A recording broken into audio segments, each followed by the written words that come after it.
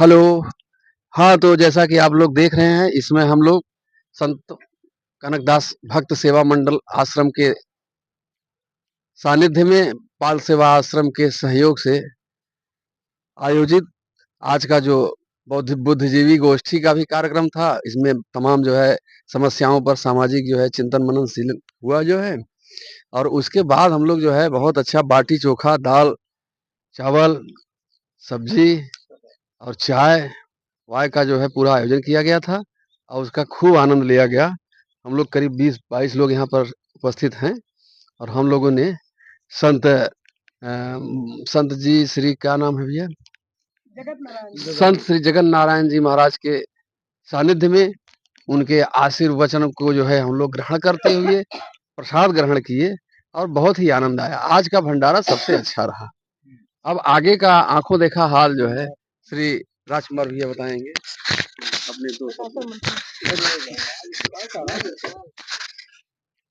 आज इस पावन धरती पर बाल सेवा आश्रम के तत्वावधान में ये हमारे पूरे कार्यकारिणी की एक बैठक बुलाई गई थी। हमारे शिविर का समापन हो रहा है, शिविर विसर्जन है और हमारे सभी मित्र जो यहाँ उपस्थित हुए सबके सहयोग से एक तरह से यह टिफिन कैबिनेट की एक तरह से रूप दिया गया। इसको काफी विचार विमर्श किया गया, अगले साल मेला कैसे सुचारू रूप से संचालित किया जाए, इस वर्ष हमें क्या क्या समस्याएं आई, क्या क्या कार्यक्रम हुए, उसकी समीक्षा भी की गई। हमारे कार्यकारिणी के बहुतायत सभी सदस्य यहाँ हाजिर हैं और हमारे महात्मा संत जगत नारायण महाराज जी उनके सानिध्य में, उनके आशीर्वाद से हम लोग आज यहाँ सफल हुए सब कार्यक्रम कराने में। हमारे कल्पवासी, हमारे महंत जी सब यहाँ से प्रस्थान कर चुके हैं अपने अपने घरों को और अब आगे जो है इसके बाद हम लोग शिविर का समापन कर देंगे। हमारा आगे कार्यक्रम सब उखड़ के यहाँ चला जाएगा, टेंट वगैरह मेला प्रशासन को जिम्मा हो जाएगा। और महाराज जी सामने खड़े हुए हैं, हाँ महाराज जी से हमारे मैं निवेदन करूंगा अपने कैमरामैन से कि महाराज जी थोड़ा सा दे दें उनको, महाराज जी से बोलने के लिए।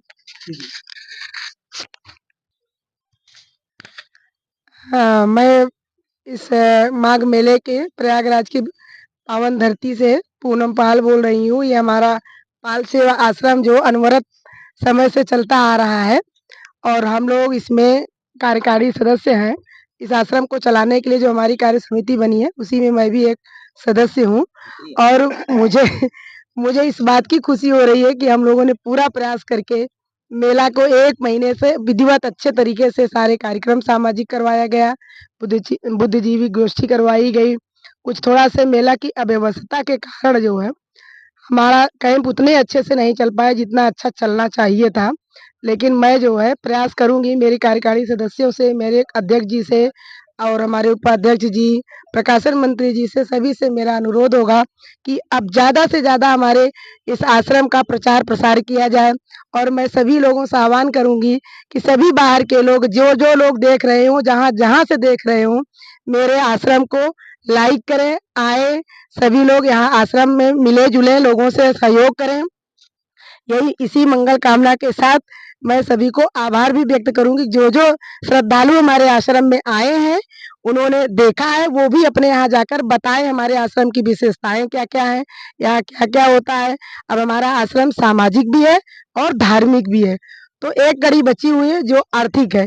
तो आप सभी के सहयोग से हमारा तीनों कड़ी जुड़े, यही आप लोगों का आशीर्वाद हम लोगों को, कार्यकारी सदस्यों को, और जो हम लोगों से त्रुटियाँ हुई हैं उसके लिए सुझाव की हम लोग कामना करते हुए मैं आप सभी लोगों को आभार और धन्यवाद व्यक्त करती हूँ। पूनम पाल, मंत्री पद है हमारा इस कार्यकारी सदस्य में। हाँ जी, जय श्रीमान, जय हनुमान, जय श्री माता नमो। आदरणीय, परमादरणीय, सादरणीय पाल समाज के गणमान्य बंधु, माता एवं प्यारी प्यारी आत्माएं जो हैं एवं समस्त जनता जनार्दन तीर्थराज प्रयाग के क्षेत्र में सन 2025 का ये महाकुंभ जो है बड़ा इसकी दिव्य भव्य से व्यवस्थित संरचना को देखते हुए हम लोग जो है आज आपका शिविर जो है ये बाटी चोखा का प्रोग्राम हुआ, समापन हुआ। अच्छा है, तो प्रयागराज आपकी एक पावन धरती है और इसका आध्यात्मिक बहुत बड़ा महत्व है। जैसा कि प्रयागराज में कहा गया कि भगवान राम जी ने ऐसा तीर्थराज प्रयाग को जिसको सुख सागर की संज्ञा दी गई है अस्ति रथ पति देख सुहावा, सुख सागर रघुबर सुख पावा। तो राम जी यहाँ आए तो उनने भी यहाँ को उनको भी सुख प्राप्त हुआ। हाँ, तो ऐसा आनंद तो हम समझते हैं कि सभी हर एक जनमानस सुखान्वित हो, आनंदित हो। केवट ने जैसा कहा भक्ति पक्ष, और भक्ति पक्ष आनंदित लेने के लिए तो जीवन का दर्शन जो है भक्ति से शुरू होता है। भक्ति के दो पुत्र हैं, ज्ञान और वैराग्य। भक्ति मनुष्य को सुखदायिनी चारों पदार्थों को देने वाली होती है, इसलिए मनुष्य को इसका अनुकरण आचरण करना चाहिए। ये भगवान की कृपा से, संत कृपा से प्राप्त होती है, राम कृपा से। तो आज फिर आनंदित कृपा में देखो, भक्ति मार्ग में केवट ने वहां पर जाकर राम जी के जब कहा तो कहा इतना आनंद हुआ, अति आनंद, आनंद सानंद परमानंद, लेकिन अति आनंद उमग अनुरागा, चरण सरोज पखारन लगा।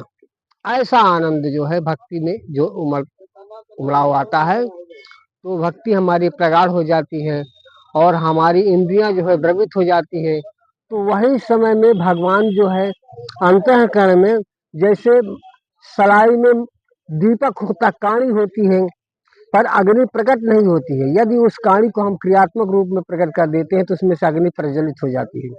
वैसे ही यहाँ पे साधक यथा सुवंजन याजिदिक साधक सिद्ध सुजान, कौतुक देखत शैल बने भूतल भूर निधान। तो यहाँ जनमानस में साधक और सिद्ध और सुजान सज्जन लोग सत्संग का आनंद लेते हैं और अपनी साधना के माध्यम से भगवान का निरूपण, दर्शन, दिग्दर्शन, सुदर्शन प्रदर्शन करते हैं। जैसे कि फिर सारांश में उत्तरकांड में कहा गया है कि इसका दर्शन का लाभ क्या है कि हम ब्रह्म निरूपण धर्म विधि वर्ण तत्व विभाग, कहाँ ज्ञान भगवंत की संयुक्त ज्ञान विराग। तो हर जानस में, हर जीव में हमारा एक संकीर्तन है यहाँ पर, ये जो है हाँ पाल समाज होने के नाते कि हर नाम हरे, हर जीव हरे, जय राम हरे जय श्याम हरे। हर नाम हरे, हर जीव हरे, जय राम हरे जय श्याम हरे। अनंतपाल भगवंता। अच्छा, इसके बाद एक छोटा सा और भी हम स्तुति, समय ज्यादा ना हो तो बोल दे। हाँ बोल दे। जय हो अति आनंद मंगल, जय हो। प्रणतपाल भगवान को उसको कहा गया है कि ऐसा भगवान जो निराकार साकार को, इस अखिल ब्रह्मांड के नायक, इनको पार करने के लिए कहा गया है। तो मानस में, हमारे वेदों में भी कहा गया हो इस शब्द से। यहाँ का यद्यपि राजा त्रिलोचन पाल थे और वो पाल थे, तुमने कहा कि प्रणत पाल ब्रह्मा जी ने स्तुति किया है जो जय जय सुर नायकी जन सुखदायकी, प्रणत पाल भगवंता गोदिज हितकारी, जय असुरारी सिंधु सुता प्रिय कंता, पालन सुरधरनी अद्भुत करनी, मरम न जाने कोई। इस परमात्मा का मरम कोई नहीं जानता। इसको कहा गया कि असित गिरी समस्या का जन्म सिंधु पाते सुर तरुवर शाखा लेखन पत्र मुर्गी लिखत गृहिताम शारदाम सर्वकालम दत्त गुणानाम ईशन पारम में आती। मरम न जाने कोई, जो सहज कृपाला दीन दयाला करो अनुग्रह सोई। जय जय अविनाशी हर घट बासी, व्यापक परमानंदा, अविगत गोती तम चरित पुनीतम, माया रहित मुकुंदा, जहि लागे विरागी अति अनुरागी, विगत मोह मुनि वृंदा, निशिवासर धावई गुण गण गावई, जयति सच्चिदानंदा।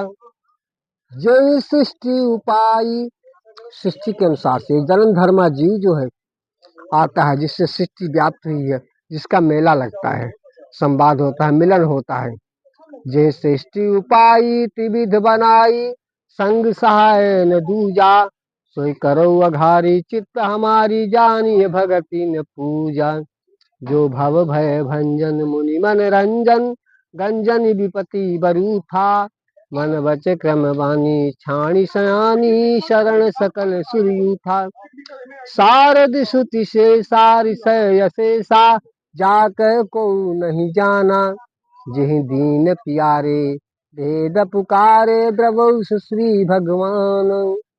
भवारिधि मंदर सब विधि सुंदर, गुण मंदिर सुख पुंजा, मुनि सिद्धि सकल सिर परम भया तुर नमत नाथ पद कंजा। पाल समाज के सब नागरिक बंधु, आप लोग जो है हम वेद पुराणों से संस्कार को अपने सुधारें, संस्कारित हो, संस्कार और संगठित होंगे तो हम वैदिक रूप से उसका अध्ययन करेंगे और वो उसका आचरण करेंगे तो हमारा अनुभव ऐसा कहता है कि हम उन्नति करेंगे। वैदिक शिक्षा सदन, तो इसका प्रचार, इसको तो इसमें और भी थे कुछ लोग, तो चलो इनका ये लोग अग्रणी थे। तो कैलाशनाथ पाल जो है और पुराने मनीषी लोगों का भी उनका भी हाथ था, उनका सहयोग था, उत्साह था, उत्साहवर्धन के लिए लोगों को कहा करते थे। जैसे कि हमारे पिताजी का नाम झारी पाल था।